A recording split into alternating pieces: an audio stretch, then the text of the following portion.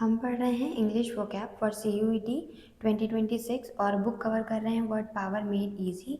इसका ये 34 सेशन होगा। 34 सेशन हमारा 24 तारीख को ऑलरेडी अपलोड हो गया था, बट ग्लिच की वजह से क्या हुआ, उसमें वॉइस नहीं आ रही थी। सो ये वीडियो अगेन हमने बनाया है, तो आइए इसको हम पढ़ लेते हैं।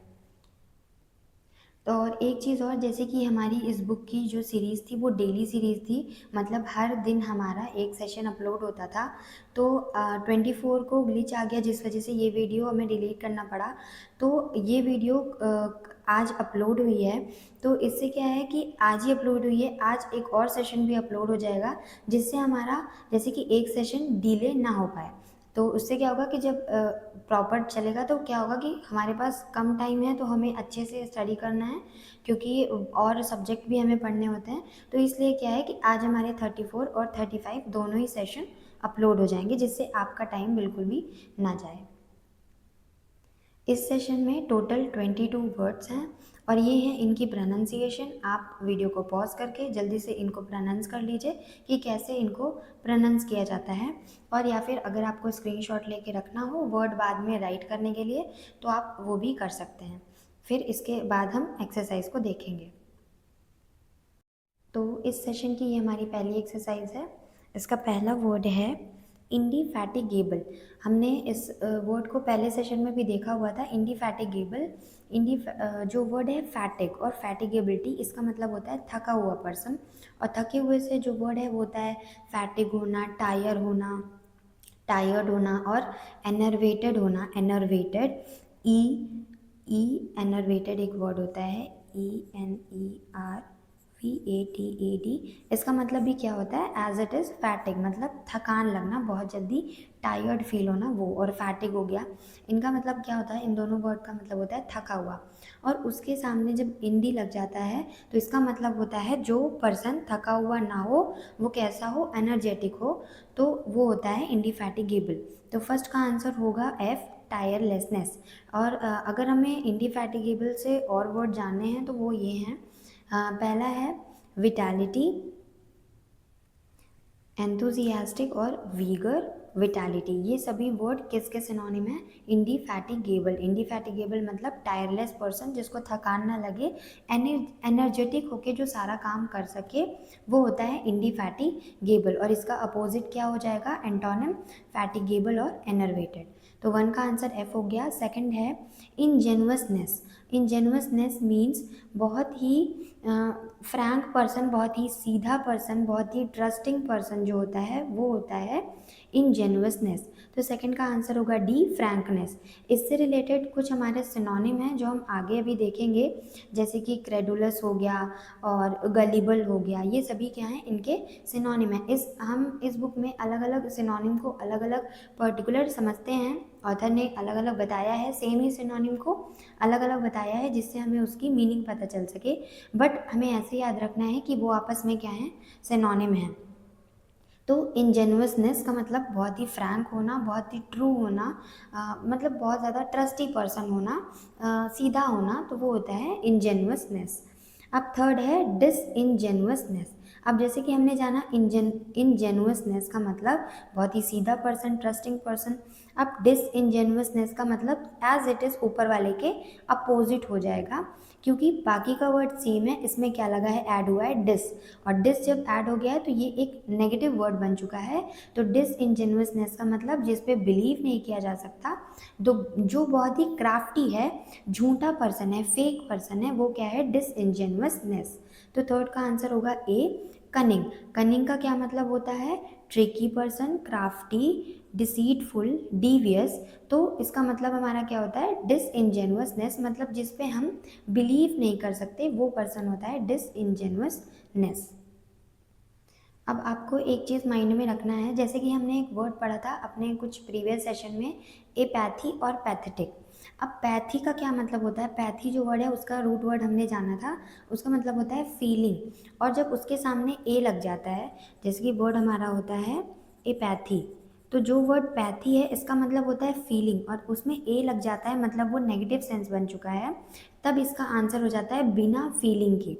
तो अगर आप देखें कहीं भी कहीं भी पैथी लिखा हो तो उसका मतलब फीलिंग, और एपैथी मतलब बिना फीलिंग के। तो क्या पैथी वर्ड और एपैथी वर्ड आपस में एंटोनिम हैं?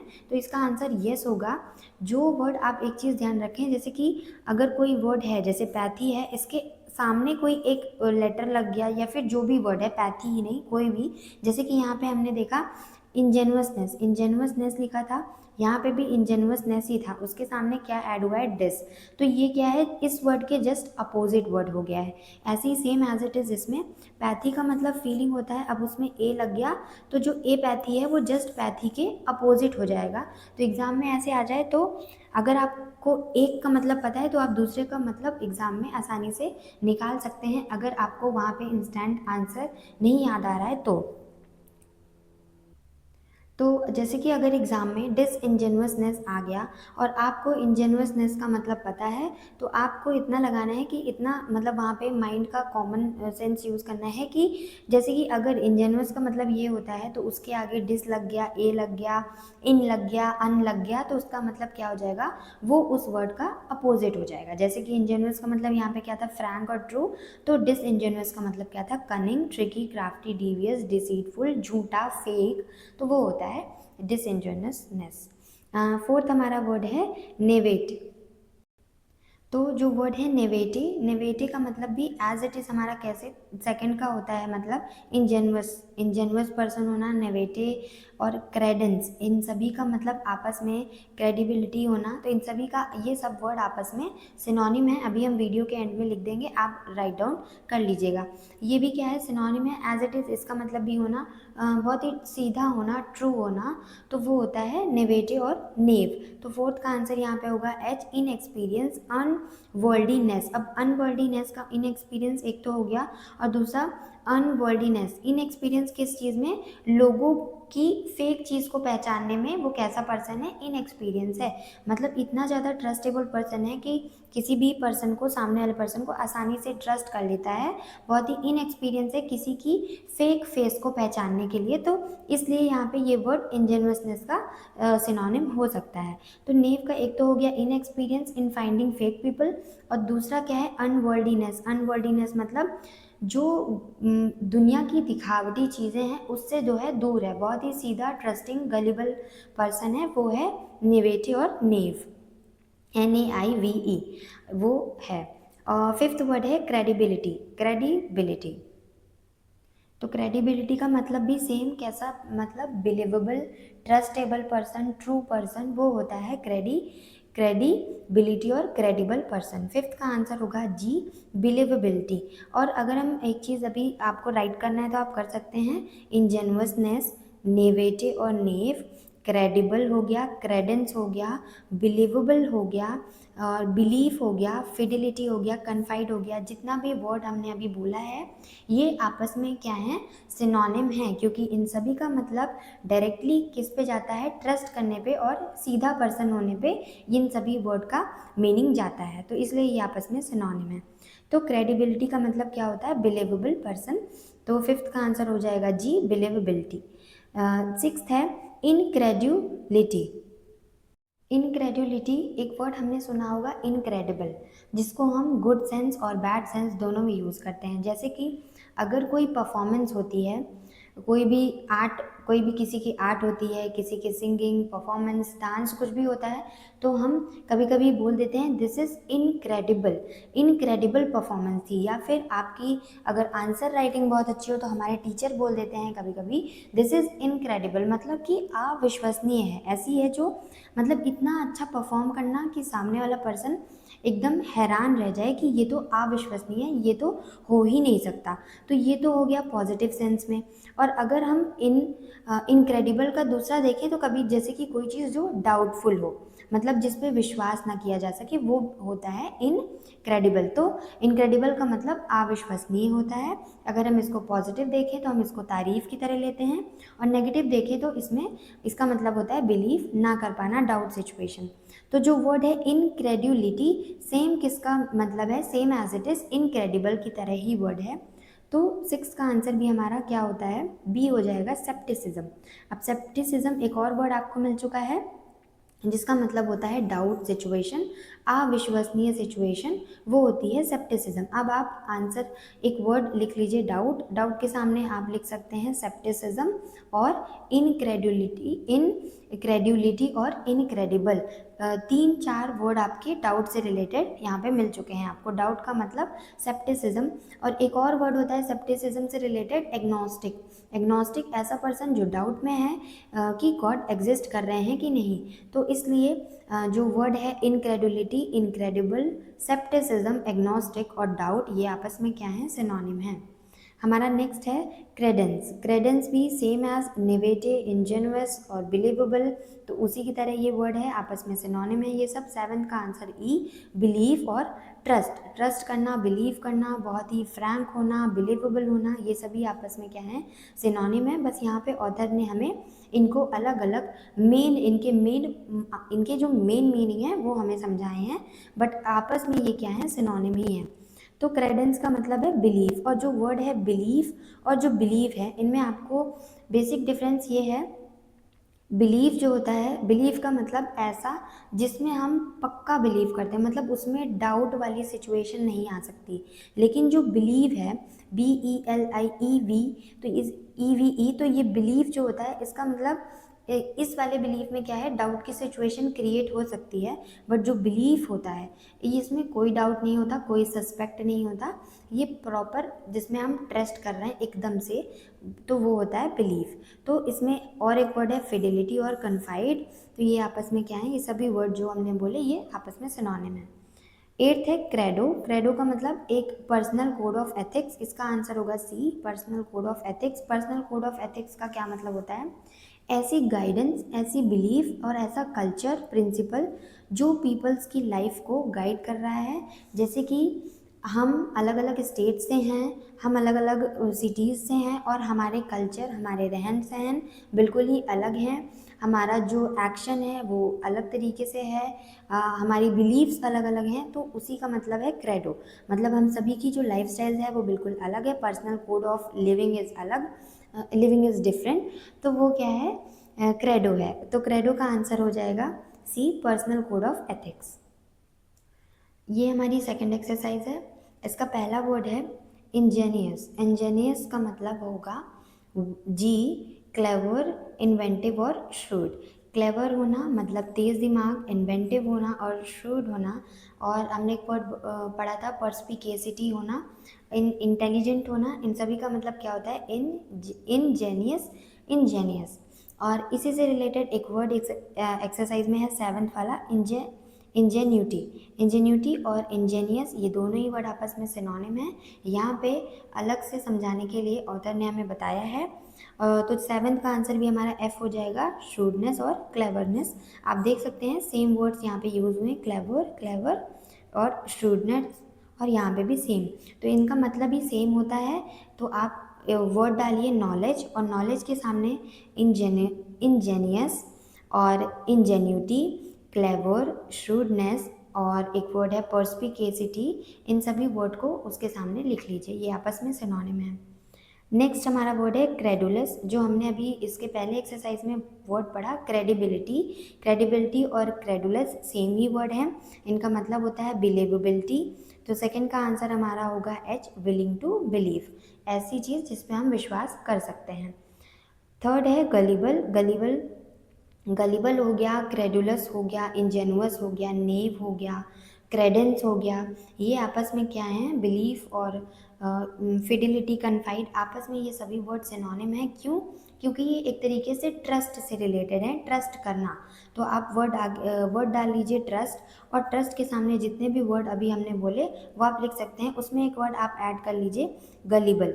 गलीबल का मतलब भी सेम एज क्रेडुलस की तरह ही होता है। थर्ड का आंसर होगा ए, ईजिली ट्रिक्ड। ईजिली ट्रिक्ड क्यों?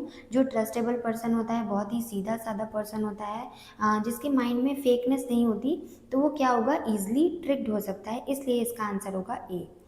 फोर्थ है incredible. Incredible as it is, जो हमने सेम एज जो हमने पढ़ा था इसके पहली एक्सरसाइज में, इनक्रेडुलिटी उसी से रिलेटेड है। इसका मतलब जिस पे विश्वास ना किया जा सके, अनबिलीवेबल, अविश्वसनीय। फोर्थ का होगा ई, अनबिलीवेबल। नेक्स्ट है, फिफ्थ वर्ड है क्रीड। क्रीड और क्रेडो एक एथिक्स ऑफ लाइफ, हमारे कल्चर ट्रेडिशन, जो भी चीज़ हम फॉलो करके अपनी लाइफ को गाइड कर रहे हैं, जैसे भी अपनी लाइफस्टाइल को हम व्यतीत कर रहे हैं, वो क्या है, हमारी जो लिविंग फॉर्म है, जैसे भी सब पर्सन डिफर करते हैं, तो वो क्या है, उसी लाइफ फॉर्म को हम बोलते हैं क्रीड और क्रेडो। इसका आंसर होगा बी, रिलीजियस बिलीफ।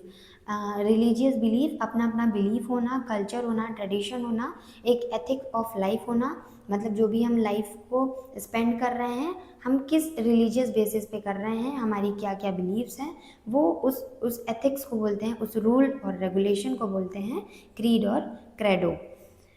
सिक्स्थ है क्रेडेंशियल। क्रेडेंशियल्स क्या होते हैं, ऐसे डॉक्यूमेंट जो क्या करते हैं, किसी की ओनर होने का रीज़न बताते हैं। तो सिक्स का आंसर होगा डी, डॉक्यूमेंट प्रूविंग प्रिविलेजेस और आइडेंटिटी। ऐसे डॉक्यूमेंट जो प्रूव कर रहे हैं कि किसी भी सामान के ओनर, किसी भी एसेट के, किसी भी प्रॉपर्टी के ओनर आप हैं, तो वो क्या होता है, क्रेडेंशियल्स। सेवन्थ है इंजेन्यूटी। इंजेन्यूटी हमने देखा, एफ होगा श्रूडनेस और क्लेवरनेस। एट्थ है नेव। नेव का मतलब ट्रू होना, बहुत ज़्यादा ट्रस्टफुल होना। तो एट्थ का आंसर होगा हमारा सी, इनएक्सपीरियंस्ड और अनवर्ल्डली। वर्ल्ड से मतलब फेक ना होना, वर्ल्ड की तरह सीधा होना, ट्रू होना, वो होता है नेव। नेक्स्ट एक्सरसाइज है हमारी येस नो एक्सरसाइज। इसका पहला सेंटेंस है, is indefatigability a sign of physical and emotional health. इसका आंसर होगा यस, इंडिफैटिगेबिलिटी एक साइन है फिजिकल एंड इमोशनल हेल्थ की। बताता है कि इंडिफैटिगेबल का मतलब ऐसा पर्सन जो बिना थके एनर्जेटिक होके काम को करता है, वो। सेकेंड है, is ingenuousness a normal quality of young childhood. Answer yes, ingenuousness का मतलब बहुत ही ट्रस्टफुल होना, तो वो होगा वो क्या नॉर्मल क्वालिटी होती है यंग चाइल्डहुड की, यस।